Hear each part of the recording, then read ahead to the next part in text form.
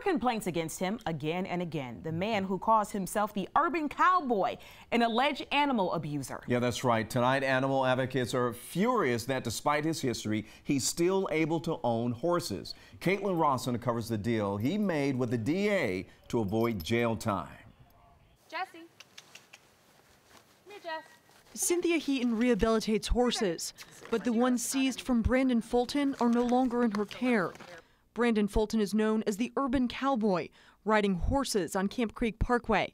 Cynthia first met him in 2016 when she was called to rescue injured and malnourished horses from his property. Tethered to trees, no access to water, not a stitch of food on the property, no hay on the property, and during that time he was arrested again for making terroristic threats. But that was far from the first time authorities investigated Fulton's care of animals. We went back through years of complaints and found at least 25. 11 Alive asked Brandon Fulton to explain why animal control has been called to his property more than 17 times in the past 2 years.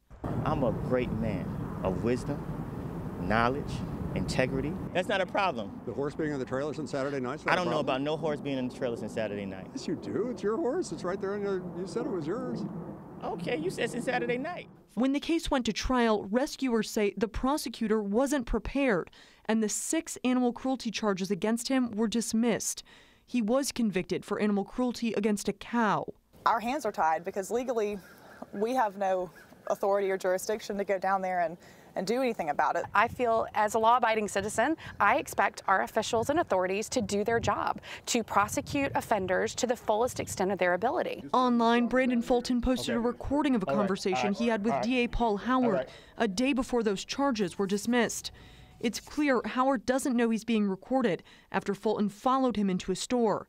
It sounds like Howard tells Fulton the charges will be taken care of. I got you, and that's why I told him just let you go.